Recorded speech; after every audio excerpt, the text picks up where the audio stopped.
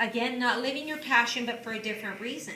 Right, and once I became aware of that, it's kind of like, screw that. What do I like? What do I want to do? What's going to bring me the joy in life? What's going to make life worth living? Exactly. An opportunity begins to present itself. An opportunity begins to present itself. So when we practice Brahmacharya, we believe first. We believe first. Believe and you shall see. So now let's go back to this really easy situation with this young man. If he believed, what would have been the worst thing that could have happened? He could have lost everything. He could have lost his, well, he could have lost what? And you don't really lose, because when you put out $350, you get product. It's like going and you get product, right? So he gets product. So what would have happened? Would he have been any worse off? No. Would he have lost his money? No, because he bought product. He got product. But maybe with some of the coaching, he would have been at a different vibrational level, and that would have taken the place of some of the academia, right? And the tricky part is this. As academians, and I put myself in that role because, you know, I'm one of those that wraps up the what are they called? The certificates, the accolades. I don't know if you guys noticed. Have you seen all the acronyms I have behind my name? Because why? Because academia said I needed to do that. And I needed to acquire all of these things. But you know what? The people that are making the biggest and the largest amount of money and that are successful don't have those things. They don't have those things. They have creativity. They have what we call emotional intelligence. And that's what Brahmacharya says. Practice that emotional intelligence. It is an emotion that you practice. It's the intelligence that comes from knowing your emotions.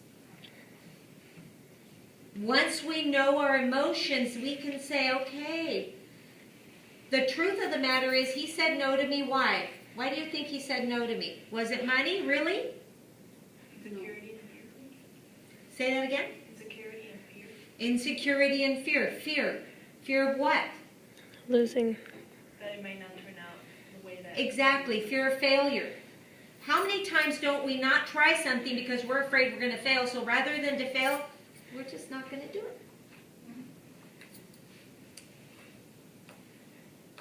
Right?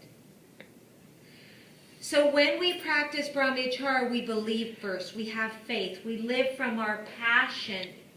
And we are aware of the emotions that come from that passion. And from thence, we move forward. Okay? Your fear base comes from the bottom 3 chakras. And you have to understand them and know them. Right? And if you don't work with them and work out that energy, it could also burst out in your body in the form of illness. Now let me tell you this. How many people, by not practicing their passion, actually die wishing that they had done something else in their life? Anybody know anybody? I've heard of like people working so much that they die, even like on their desk at work and stuff, because they work hours and hours. Like they're miserable job. So yeah, it's possible. Didn't your dad, some of his colleagues, he died on his desk too? Yeah. So it's possible. It's possible. It is very possible. And I'm going to be very open and vulnerable right here, but let me tell you this. When I was on my deathbed, the second time around, I said, I remember praying, God, please don't let me die with my music still in me. Don't let me die doing what I don't like. Because I was in a job that paid well.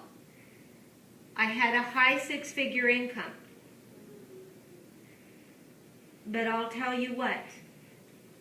Every day I was at work, I was watching my back, because who knows who was going to come and take me down and talk about me. And then I would go there, and as soon as I got there, I was just thinking about what I wanted to do when I got out of there. Because of the type of people I worked with, I would try to make a difference, and it didn't make a difference.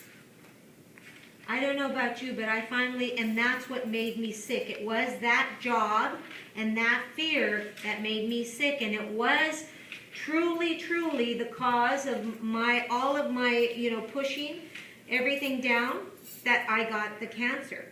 And I knew where it was. It was in my third chakra area. Right? And so that was the day that I decided it's not worth it. But I can remember lying there saying, "Dear God, please don't let me die with my music still in me." And so I ask you now, please take it from experience. Think about what it is you do want, what it is you would like. Now my life is so fulfilled, it's amazing. Because I want to leave a legacy of leaders. I want to empower women of culture, bilingual women of culture, to be powerful entrepreneurs. And that's my legacy. I want to leave that legacy, a legacy of leaders. Right? Very different. I get up in the morning, I get excited. I used to get up in the morning and I hated it. And you don't want to be there. Trust me, I don't care how much they pay you. When you are depressed because you don't like what you're doing and you don't get gratitude and nobody cares about what you do and they're always trying to snip you down and they bite you and you better be watching your back, because that's all I was doing. I had to be real careful with what I said. And even like that, I was accused over and over of different things. Right? So practice Brahmacharya. Notice the emotions and refrain and go for the long term. Don't go for the short term. Right? Get rid of that immediate gratification. All right, so here's your homework now. Are you ready? Think about something that you really want right now. Maybe something that you really want to buy. It has to be material, right? Something that you really, really want to buy. And then take a sheet of paper and fold it in half.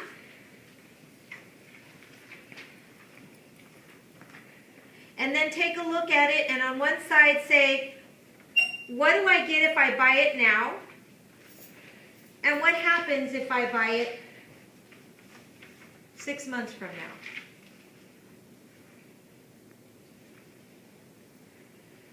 Now, 6 months from now. And notice what happens. Notice how you step back from that and all of a sudden you realize, I now am looking at this in another light. Right? Does everybody understand the homework? Can you repeat it?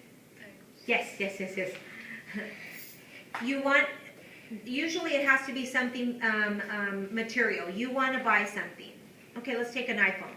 You want to buy an iPhone. And the new iPhones are coming out in 2 weeks. Right? I know this. Anyway, okay, so let's say you want a new iPhone, right? Now you're going to write on one side, what are the benefits of getting it right now? And what are the benefits of getting it in 6 months? And notice that. And just notice it. That's all I want you to do. Because I don't want you to make an emotional buy. I want you to realize, is there an emotion? And notice what you're emoting, because you are emoting. Does that make sense? Okay. Homework clear? Good. All right, guys. Let's practice some